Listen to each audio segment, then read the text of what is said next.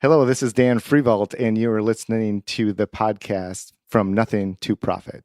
Welcome to From Nothing to Profit, a photographer's podcast with Matt and Kaya, where each week they talk to photographers about what is working in their business now so you can swipe those ideas and grow your business faster.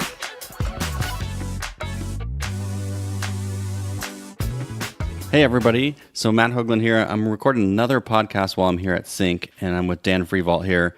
And this will be a fun podcast because I was just looking at his website. Dan and I don't know each other well. I mean, we've ran in circles and been at Sync a couple times with each other, but I wouldn't say, we've had a lot of beers together. So this will be as informative for me as it is for the audience, which will be really cool. So thanks so much for being on here. Absolutely. Thanks for having me. We should be cracking beers, I guess. Right, and we probably should. So let me tell you what I do know about you, and then you get to tell me the real story of what I should know about you. So I know you're in Wisconsin, and I know that you used to be a graphic designer, and now you do a lot of senior work, and it seems like you kind of blend that graphic design and senior element together. Is that fair to say? Absolutely. Yeah, you hit the nail on the head. I was a graphic designer for 12 years, and always did photography, but never felt like the visions in my head kind of matched what I could do on film. So then when digital started to get more up and rolling, and I already had known Photoshop, it just kind of was a perfect time for me to merge the two and take the lead. So when you were doing like Photoshop work in the graphic design world, were you doing stuff on photos, or was it more like layouts for magazines and stuff like that? Yeah, that's a good question. It was completely different.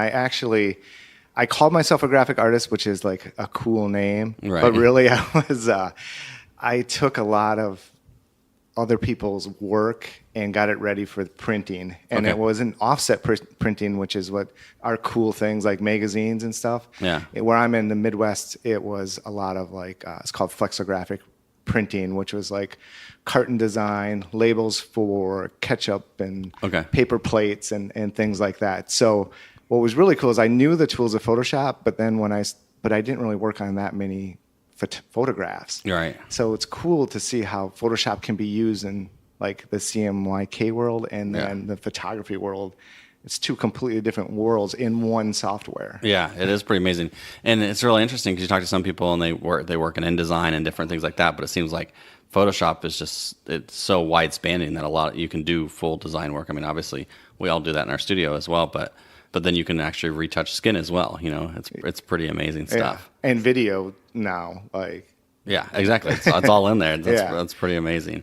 So anything else we need to know? I mean, how's Wisconsin? Cold? It's cold. It's I talked to my wife on the phone this morning. I'm like, well, it's raining, but it's not snowing, and I'm in a t-shirt, and things are green. Yeah. So all is good. That's awesome. That's awesome. So I have one question for you about your website, and then we'll jump into some of these questions about like what's working now in the industry and stuff like that. But on your website, when you click on your session page, let me just click on it real quick and see what it says. It says, only accepting 40 seniors to provide the most creative and unique senior session for you. So do you want to talk about that? So, 40 seniors, I always wonder, first of all, how you did it, because your work is so amazing. So it's obviously time intensive. And then I think it's interesting to say like, hey, I can do 40. So it builds that scarcity and stuff like that. And so talk a little bit about that. Yeah, absolutely. Part of it's scarcity, and the other part of it is for many years I photographed everything like we all do when we start off until we kind of get burnt out or find what our key focus is and what we really enjoy. And, I was photographing hundreds of seniors, and it became a production line. And that's kind of why I got out of the graphic design, because I wasn't doing creative anymore. It was kind of a production. Like every day I had deadlines, three deadlines a day, and this has to get to the printer, and this has to be done, and this has to be done.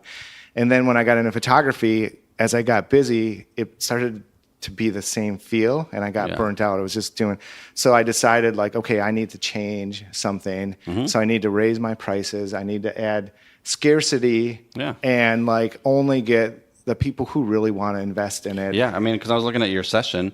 One of your sessions is $450, and it has a $300 add-on. So you're just session fee wise, you're looking at $750. So like obviously, not everyone's just going to limp in and get amazing artwork by you. Yeah, absolutely. And that took me years to kind of figure that out too, because I used to have a lower session fee, like let's get them in, because once they see everything, hopefully you'll be rewarded on the back end with higher sales.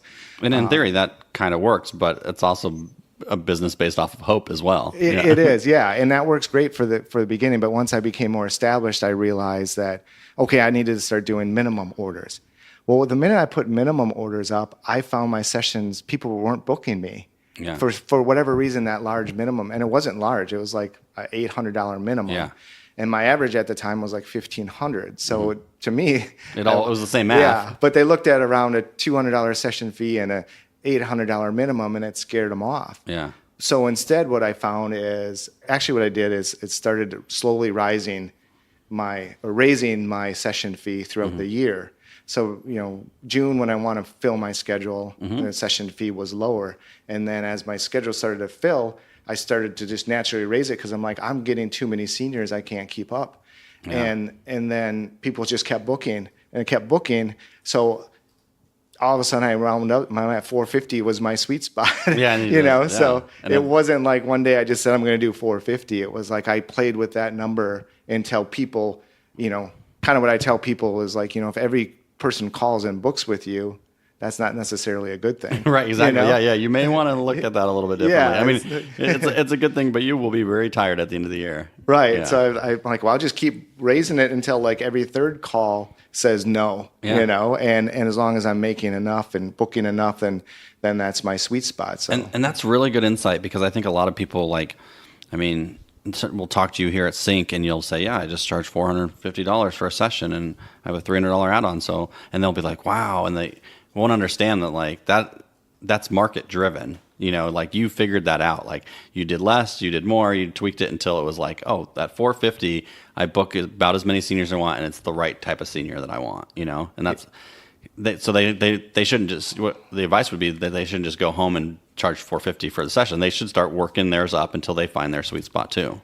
Yeah, absolutely. And I think a lot of people, they feel self-conscious, like, oh, it's in print, or this is what I have to do. And but it's like, no, you can kind of ebb and flow. Like maybe a comparison is a restaurant. Like when things are in demand, or like lobster is market price. So it's like, okay, certain times of the year, this is the session fee because it's, I'm not as busy, I can do a lower session fee. Or, as I get more busy, this is prime time, the session fee is going to be more.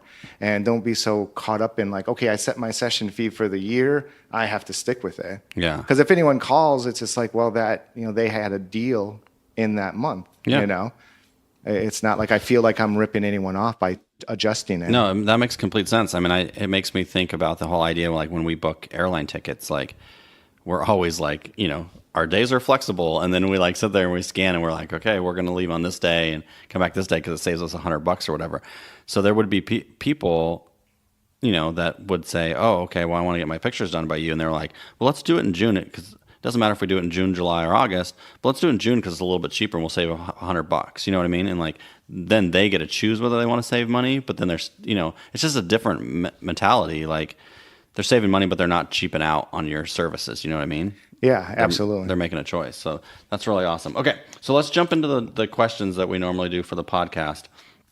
So the first one is just a general question, like what's working now for you in your business? It can be around your photography or around your business, but what's working now that you would want to tell our audience about that you think is awesome? I just think being unique, it's like standing out, trying to do something that's different, because like if there's more photographers in the market, you hear that a lot, like, oh, everyone's a photographer. And that may be the case. And sometimes I feel that too. But I feel like, well, there's only one of me, and I'm trying to do things unique and different so that I stand out. And like, those 40 people who value that and see that, I think that's why my averages are high as well, because they're somewhat pre-qualified by the session fee. By your style. And my style, yes. Instead of, if I'm doing the same thing as everyone else, well, then I'm just going to go to the cheapest person. Yeah, exactly. It's race to the bottom, and it becomes a commodity. Yeah, it becomes a commodity. Yeah. So I think that's what's worked for me always, and I just keep pushing that further and further. So do you see, like, I typically see, like, I don't know if I want to call it composite stuff, because I wouldn't even say it's compositing, like you guys should just look at his work online so you can see what I'm talking about. But do you feel like you attract like sports and athletes more? Because that's the type of work I see in the industry that reminds me of a little bit yours. Or are you attracting all kinds of seniors as well? Because I look at your website and they're not all just like hockey players, you know? So like, who all is coming to you for your style? Yeah, that's a great question. And one year I sat down in the middle of a cold winter month where I was feeling depressed and Right. started making lists and really like identifying who do I want as my client? Yeah. Who would that ideal client be? That Who would be client my persona. ideal 40? Yeah. Yeah. And I wrote notes and I guessed at things like what movies they would watch, what music they would listen to, like where they would shop. And because I had already been doing photography at that point, like 5-6 years, I had a pretty good idea because I knew which things I didn't like to do. Right. Yeah. Yeah. And that was clear. that was pretty easy. If you make this list, it'll be easy for Right, you. right. But yeah, and then the ones like, oh, these sessions were fun, and this is what I enjoy doing. And so I realized, okay, seniors is really what I enjoy doing. Mm-hmm. And not only is senior, it's like I realized I didn't want like the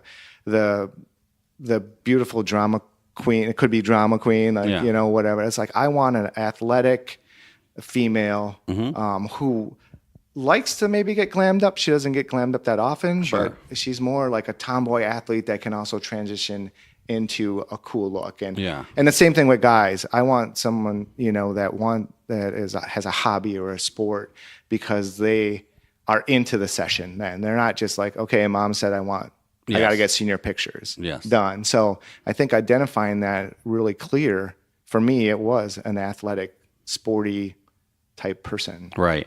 And it's so interesting because in the marketing world, you know, you hear all the time, you got to like really niche down and do something unique and all this stuff. And you hear it all the time. And I don't see a lot of people doing it. I just feel like you're really succeeding at those principles that just like where marketing will take care of itself. You know, you just keep putting out the work that you love to do and working with the people that you want to work with. And it just builds the next person, you know? So like, you know, when I look at your work, I can't imagine that you're probably like running tons of paid ads and stuff like that in a sense, because it just seems like it's self-fulfilling itself, you know, you're attracting the right person and they love it. Yeah, because their friends will tell their friends, and yeah, and they're within the same value or have the same value towards photography. You know, Yeah. it's not just like, oh, they have a lot of money, so come here. No, Yes. because as you know, money doesn't equate. You know, I have people pull up in a rusty truck and they're, you know, paying just as much as someone that pulls up in a fancy vehicle. Yeah, you know? exactly. Yeah, it's just about how they value it. We talk a lot on this podcast about how our industry, you know, just like you start in photography and you market to your friends and then you run out of friends and family to photograph. And then you're like, well, I guess I just have to go after rich people. And it's just so interesting because I don't think that's the answer. You know, you just don't need to chase affluent people. Like that's not the only answer. Like you can just find people that value your work and speak to them, and they'll reward your art for sure if they value it. So Absolutely. okay, cool. So let's talk about the industry real quick. So the question is, what is one thing that has you fired up about the industry? It could be something that you're excited about, something that you hold true about the industry. Just when we talk about the industry, what do you think about? Yeah, and that was a tough question, I thought, when I read it. And I think what really then popped to mind is, and some people might think this isn't cool, but I love how the technology and of course I'm into the composites and the Sure. effects and stuff, so I enjoy that. But even without that, I think there's so many people coming into the industry, which some people look at as a bad thing, but I think it's good for competition, and it pushes me more. Sure. And it pushes me to create unique things. And that's really like taken off. Like every parent that comes in, one of the first things they say is like, this isn't like my senior picture. It's Right. like, you know, Yeah. And we're like, exactly. Yeah, right. Yeah. And I even say, I'm like, yeah, like it's crazy. I agree with you. Yeah. What we're doing is crazy, but that's what gets me fired up. That's what's cool is Yeah. all the cool things. I mean, people are doing destination shoots, you know, so it's not just about composites or effects, you know, it's the high-end experience. It's hair and makeup. It's like all those cool things that we are doing for a 17-year-old who, with today's internet and social media and bullying and presence, like hopefully, you know, we're making a difference in how they feel about their self-image doing all these cool things. So Yeah, and I just think there's a lot of people in the industry that are no longer just leaning somebody against a aspen tree and clicking a vertical picture. You know what I mean? And there's still an audience for that, and there's still people probably doing it, making great money. But it doesn't seem like the people pushing the envelope, of the industry have done that in a while. Definitely looking for new creative ways, like with Photoshop or destinations to do something different, which is cool because. I mean, this industry could still look like it did in the 80s, just with different fashion, but it doesn't. It looks completely different, which is pretty cool. One of the things that I thought about in terms of you're talking about like the industry changing and people pushing you, but what I think is really interesting about the senior market too is like the makeup trends right now, like in the last couple of years. And I guess it's just the YouTube world that we live in now, but like a lot of these girls show up like almost like professional makeup artists themselves. They do so many tutorials, throughout, the end of middle school and high school now that they show up and they know more about makeup than our kids did like 5-6 years ago, for sure. Don't you feel like that's true too? It's funny you bring that up because, right before I came here, I was like analyzing my sessions and stuff too. And I noticed that last year because I started including hair and makeup in my sessions maybe 6 years ago. Right. And people loved it. Yeah. And now people are like, well, I can just do it on my own. We're seeing the exact same thing. Keep telling your story. And then yeah. So I'm like, I think maybe I should take it out and put it back as an add-on. Yeah. Because, some of these girls show up. And like you said, I'm like, oh, it's YouTube. Yeah. Duh. Like they're doing an amazing job with their hair and makeup. I'm like, oh man, maybe I should just let them do it. Right. Well, I just think about it. I mean, I'm sure they've watched over 100 hours of videos about just how to like style their brows, and so they know how to do it, and they know their face shape. They know all that stuff, like, okay, my brow needs to look like this because my face is this shape, and it's just amazing. They're experts in it. And a couple of years ago, they weren't, and so they wanted to go to a makeup artist and have that experience. And now I just think. It just feels a little bit different. Some of our girls are like, I didn't necessarily like the way my makeup turned out, even though it looks great. But they're like, that's what I do because I put all this time into my look, and it looks like this. And then the makeup artist didn't necessarily know that. You know what I mean? So it was an amazing service for a couple of years. And the last year or so, we've been like, do we need to keep offering this? Like, is this relevant to our audience anymore? And I don't know if it is. Yeah. I mean, and like I said, just before leaving, I'm like, gosh, I think I might experiment with that off and see how it goes. And so what we were talking about doing last night is, so the way we do it was they pay us for hair and makeup, and then we just pass that on to the salon or the makeup artist. And we were just like, we should just approach the makeup artist and just like do a coupon deal, right? Like, and just give it to everybody and say like, hey, if you want hair and makeup done for your session, here's $40 off or whatever. And so like we're still funneling people to them, but it's a total like just a perk, a bonus, and then it doesn't come out of there's no money we're involved in. It's like, yeah, we're just going to give you the coupon and you're going to go get the best deal. I don't know. That's where we're kind of thinking last night. I don't know if that's the answer, but no, that's a good idea. Yeah. Yeah. Versus us trading dollars with the hairstylist. We were just like a pass through for them for a long time. So, okay. So let's jump on to the lightning round. So these are kind of designed to be quick questions, but we're going pretty quick. So feel free to dive into these as far as you want. So the first question is, what was holding you back from becoming a full-time photographer when you first started? Really, I kind of dove right in once I made the decision. I had a full-time job, and I'm like, you know what? I'm just going to do it. It feels right. I'm going for it. Cool. And so I didn't really hold back a whole lot. I'm kind of a risk taker that way. Yeah.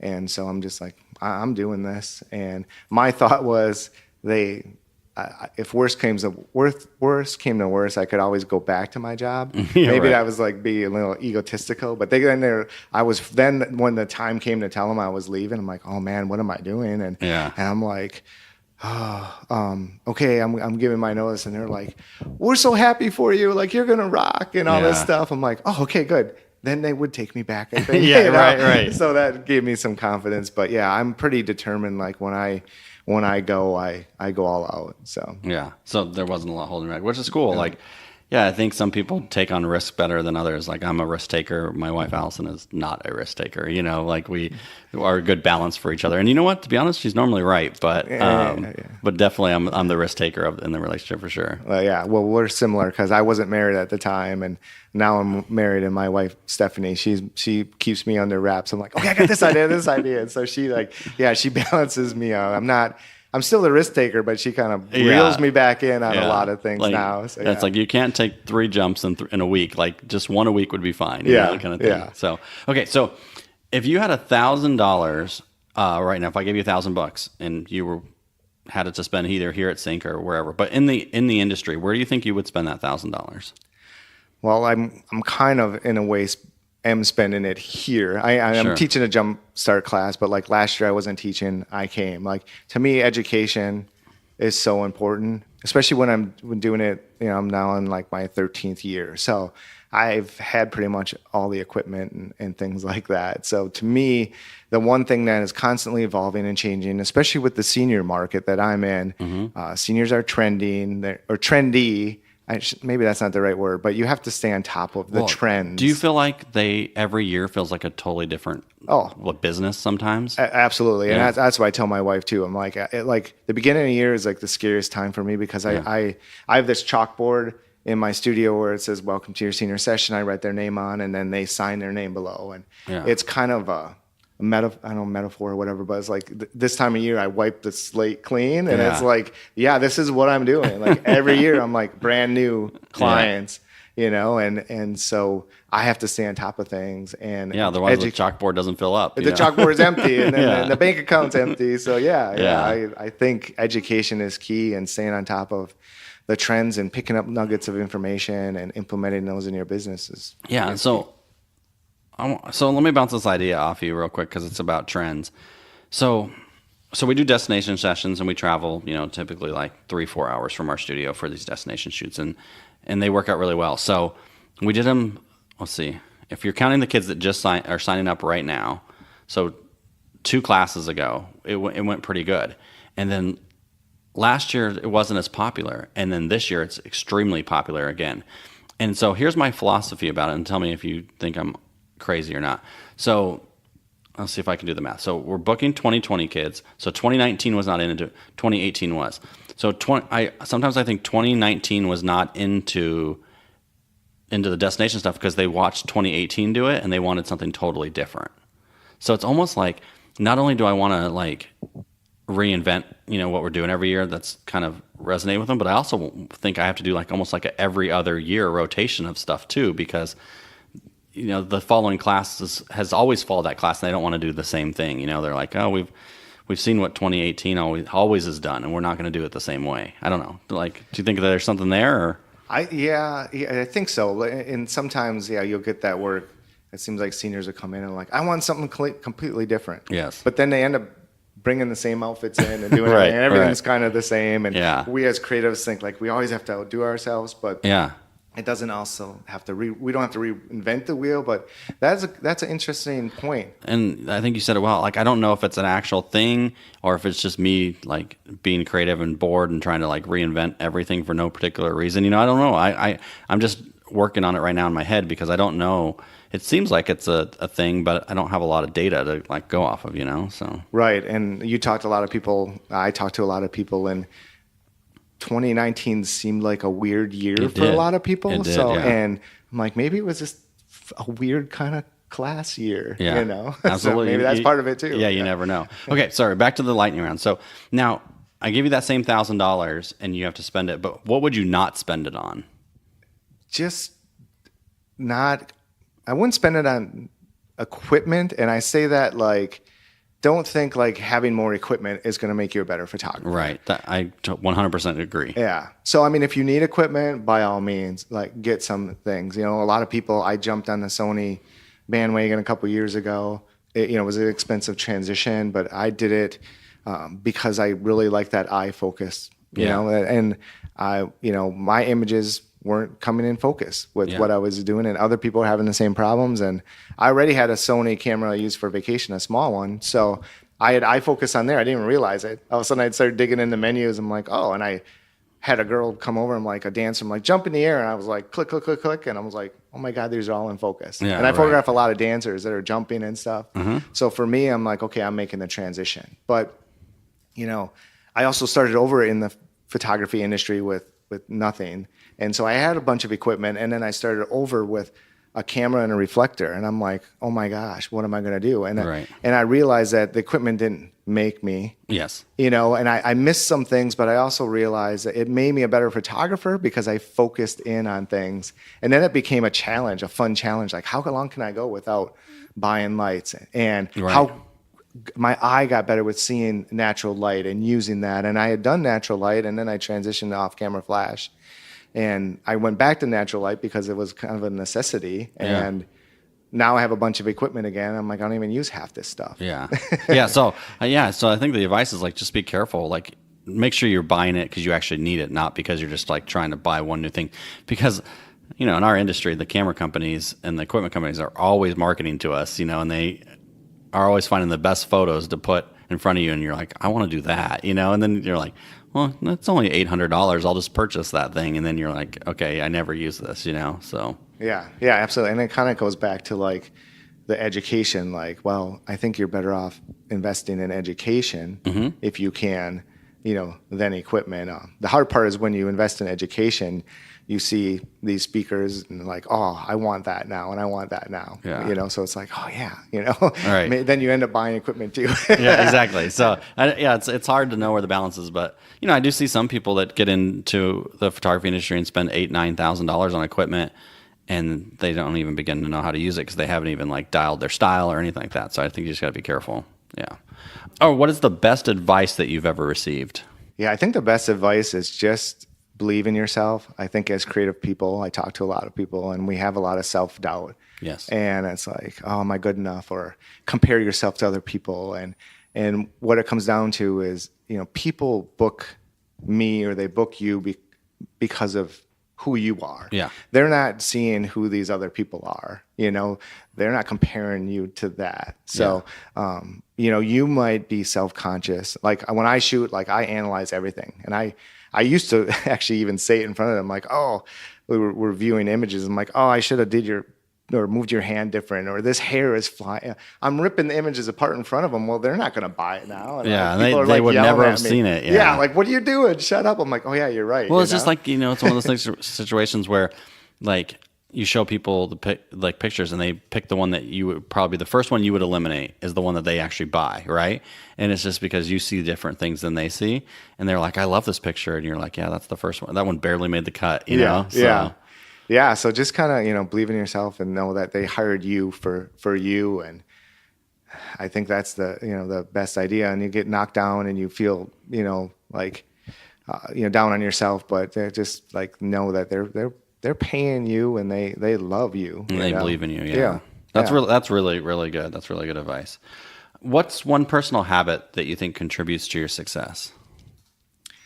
Oh, well, yeah, and habits can be good or bad. So this can be both because like kind of mentioned earlier how like I'm always like creative ideas and things are rolling around in my head, and sometimes I get lost in that noise and get pulled in too many different directions. But it also is what makes me me. It makes me that creative thing that comes out of nowhere just because there's so many things going on. Yeah. You know, and you throw enough stuff against the wall and I think something's gonna stick, and that's what I do. I'm not afraid, like I said, either to experiment with things and try things and just like, hey, this is what I'm gonna do. You know, like I'm just gonna photograph seniors. Like it was so hard. Like I get a phone call for a wedding. I'm like, I know I'm passing up thousands of dollars. Yeah. So then what instead of just hanging up and feeling sorry for myself or like, oh, maybe I should have done that, what it did is it drove me to be like, okay, I just lost, say, $3,000 by not booking that wedding. So what do I need to do?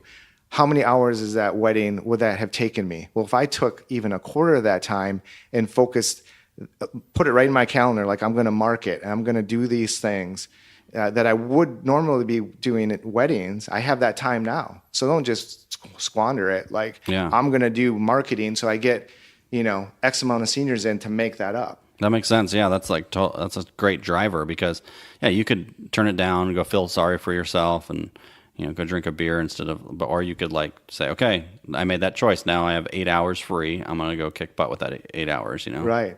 And what I found too is when I started over is that I had less clients in the beginning.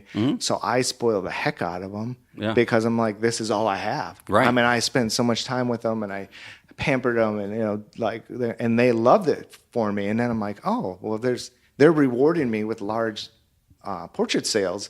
Right. Because of that. So I'm like, oh, it's not a bad thing to be, instead of chasing every dollar. Yeah. And I'm not, fulfilling. Or a lot of times I'll book seniors because, I always ask them, how'd you hear about me or this and that? And they're like, well, I called 2 other photographers. You're the only one that called me back. I know right that away. we built our business on that. We totally built our business on that. And everyone's like, I'm so busy or I'm editing till 4 a.m. I'm like, well, maybe, key in on raising your prices and finding that balance and getting back to people and, you'll be rewarded for it. Yeah, that makes a lot of sense. Yeah, we built our business.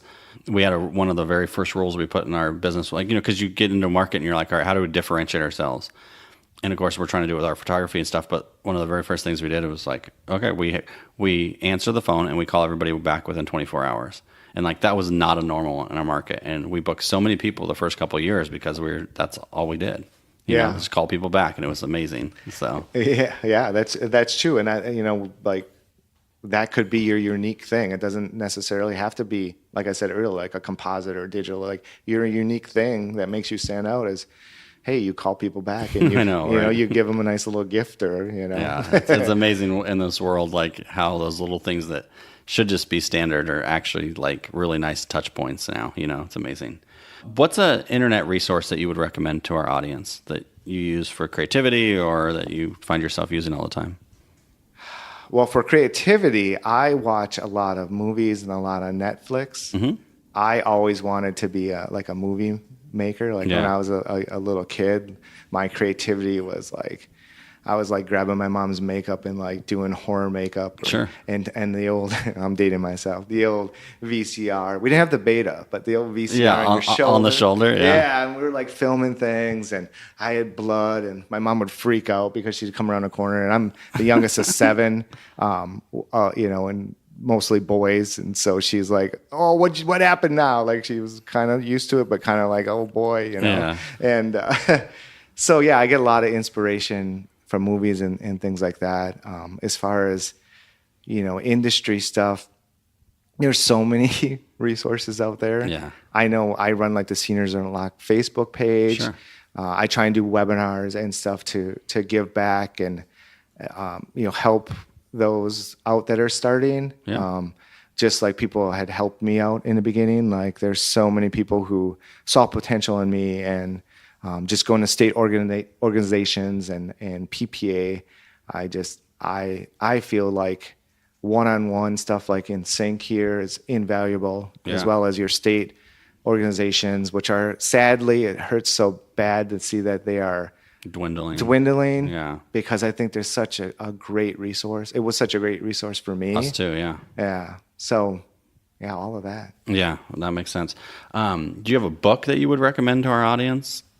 I do, and as far as marketing and stuff, I'm terrible at reading, but I love Audible. Mm-hmm. And so if you're bad at reading like me, because my mind, I'll start reading and then I'll get off, like I'll envision something, or an idea, and I was like, oh, I have to come back. So Audible is good, and there's a new app that my wife just found that I love. It's called Blinkist. Yeah, Blinkist. Yep, I know exactly. Okay. Yeah, I did it like 2 years ago. Yeah. Okay, yeah. I'm like, oh my god, I love that. Yeah. So it's like shortened. It's like Cliff Notes to books. Yeah, like I want to say they're less than 20 minutes long or something like that. Yeah. And it just summarizes the book for you. So it's interesting because some of the idea behind it was like, we're going to give you the summary of the book, and then they encourage you to buy the full book if you like the summary.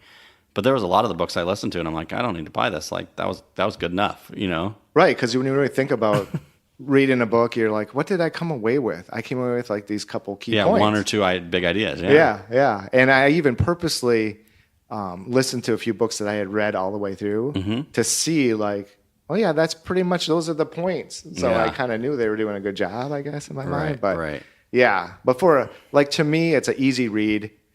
Is The Purple Cow. Yeah, a lot of people. Yeah, a lot of people have mentioned that, and it's true because he talks about a lot of things that I've talked about today. It's just how to be unique and how to stand out. And even here, like when I spoke here a couple years ago, I talked about that. And, when you drive into this resort area, the speed limit signs say 23 miles an hour. And 19 miles an hour. And 19 miles an hour. They fluctuate, and there's these weird numbers. The weird numbers. And I'm like, maybe because we're creatives, but I think it probably, I don't know what the stats are, but it probably increases the odds of you noticing that because it's just that one or two off. Yeah, and you notice it, but it also makes it feel like a cool place. Like someone took the time to be a little silly with that, and not only does it make me slow down, which is probably safety number one, but also then I'm like, this place is kind of cool. It's kind of hip and cool. Yeah. Kind of, yeah. And that's a good point. Because a lot of people, so you walk into my studio and I have all these 30 by 40 canvases when you walk in. I'm trying to make a statement and everything, you know.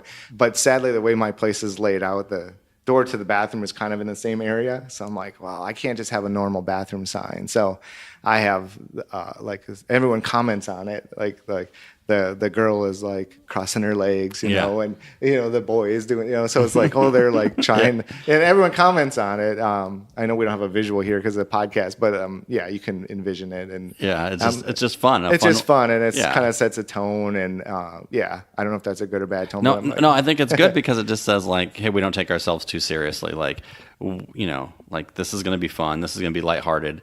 We're going to put a silly sign up. You're not coming into this place because people show up and they're so nervous because they don't know what to expect, right? So they just start like, okay, is this going to be an awful experience? Is it going to be amazing? And they walk in, they see a bathroom sign, they're like, okay, it can't be that bad. Yeah, like that guy purchased that sign and actually hung it up. It can't be that bad. This guy's going to be okay. Yeah, right. So awesome. Well, I appreciate that. I mean, that's the end of the lightning round. So just to wrap up real quick, before you give some parting advice, just how can people connect with you? You said that you have your Facebook page, the Senior Unlocked Facebook page, which has like a zillion people in it. Yeah, it's really gotten crazy large. Yeah. So the Seniors Unlocked Facebook page is where like photographers can go for information, and we try and keep it like themes each week and inspirational and educational that way.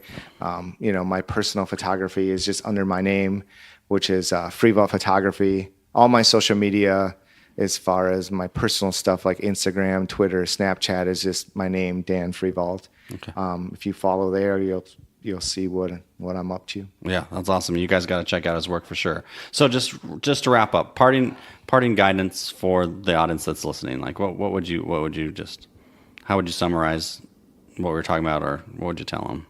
Yeah, I mean, enjoy the journey. Like, keep pushing for education. Never think like you know it all, or right. Like push yourself. You'll see me in classes. Like other people have come up to me like, "Oh, I can't believe you're sitting in classes." I'm like, I don't know it all. Yeah. And saying that same thing. Like people are like, "Oh my God," and they come up to me. I'm like, "Well, I'm nothing special." I know, right? I got a few things figured out that I shared with you, but I don't have it all figured out. Right. And it's like I failed and I stumbled and I didn't know it all. And I still don't know it all. So it's like, and it takes time. I mean, I'm doing it for a long time. So don't get frustrated if you're not there right away. I know it's easy to come to something like this, be inspired, but maybe also feel like, oh, I have so much to learn. Yeah. Well, all those people on stage and they didn't get there overnight. It took a long time, and, plug away at it. And having said that too, like you might get super excited, like come to something like educational event and be like, oh, okay, I want to learn off-camera flash. I want to learn composites. I want to change my pricing and do in-person sales. And it's like, okay, tackle one thing at a time. Yeah. Once you get that down pretty good, then add something else. Like that's what I do. Is like every year, it's like, starting way back when, I'm like, okay, I'm going to learn natural light. When I first started, I'm going to get better at it. Then I'm going to learn off-camera flash. Okay, that was like 2 years later. Then I got pretty good at that. I'm like, okay, I need to start making more money here. I need to dive more into business and sales. And then, it's like, and then before you know, you look back and like, oh, I don't have to take as many notes, but. Yeah, exactly. This year we're working on sales. Like I feel like our sales average has slipped a little bit and it's not quite what we needed to be. And so we said this year, it's middle of February and end of February, and we haven't done a great job, but like our focus is about sales. And like, other people would be like, well, you guys do in-person sales and do all this stuff. And it's like, no, there's still room for improvement there, every year. So Yeah, because that changes too. Like the benefit of me going and speaking in a lot of places is I get a feel for the industry and some of the struggles that people are going through. And it's like, okay, like wallet sales are down for a lot of people. So I'm like, okay. And the good thing about being in the Midwest is it kind of takes a little bit longer. Right. So it's like all the other areas are kind of ahead of us. I'm like, okay, I need to prepare for this. You know, so I made changes and prepared for that. And same thing with digital files. And that's a thing too that I was thinking that kind of had the industry, I think, has kind of done a cool dramatic shift is people went for a while they're asking for digital files, and now they're not, because they realize that it's a pain in the butt to take things in and get Isn't that printed. interesting? I see it too. Yeah. So it's like, you know, we want you to do it, you know? And so I changed what I do. I do offer digital files now. It's a high price point, but I also give them a discount if they print through me. Yeah. They're like, yeah, we just want the files, but we don't want to print them. Yeah, we don't. That's a lot of work. Yeah. And so a lot of people get caught in this realm of, oh, they want files and they just want to get files and not pay for them and print their own. I'm like, well, they just want them because they think they need them. Yeah. But don't discount the fact that you're still a full service studio and you're going to supply that to them. Yeah, exactly. Because the truth is, if they didn't want full service, they would find somebody else a lot cheaper and they would just go. So. Yeah. And that's another one of those things. It's like, then don't be upset if they don't book you. Be happy because you didn't spend a bunch of time with them to find that out later. Yeah. And it hurts, but then it comes back to that, like, okay, I need to get the person in my studio that does appreciate it, and that gives me time to focus on them. Yeah, like you said, you just need your 40. You don't need all the 40s. Yeah. Exactly. So. And there's some saying in sales like, I'm hoping to get like 300 no's this year or something. Yeah, exactly. I'm not sure how the saying goes, but yeah. Yeah, well, I've seen this, so before we wrap up, but I've seen this, like some of my friends that are like writing books and stuff, they're going, there's something that must be a business coach out there or whatever that is like, they just count their failure or their rejections is what they do. And so like they'll present their book or whatever, and they're like, I got rejection number 37, and they celebrate these rejections because they know every time they get rejected, they're closer to getting the yes. Yeah. And it's like, well, that's exactly how it should work, but that's so like, you know, our society and our school system does not train you for that at all. Like that's a very conscious choice, but it's fun to watch them. And there's one girl that I follow online, and I think she's like up to like 77 rejection letters or something like that. And she's still celebrating. It's been like 2 years and she's got this book, and like, and you start rooting for her, and you're like, you're actually probably really close. Cause I bet like 81 or 82 is probably the yes. You know what I mean? And some people never even get through the third rejection, let alone where she's in the 70s, you know? So it's pretty cool. It's almost like you're disappointed, like, oh man, my third one, they took what I wanted to sell. Yeah, exactly. I was hoping to celebrate the rejections a bit longer. Right. Well, awesome. Well, thanks for joining us. Everybody check out Dan Frievalt online. And I mean, I'm excited to be here this week with you at Sync. And obviously it's just now kicking off. So we'll definitely catch up and have a beer and stuff for sure. So, but thanks for coming over and being on the podcast. Absolutely. Thanks for having me. Awesome. I appreciate it. All right, guys. Well, that's all we have for here. So we'll see you guys next week. Thank you for listening to From Nothing to Profit, a photographer's podcast with Matt and Kaya. Be sure to subscribe for more business strategy and ideas to help you create the profitable and successful business you've always wanted. See you on the next episode of From Nothing to Profit.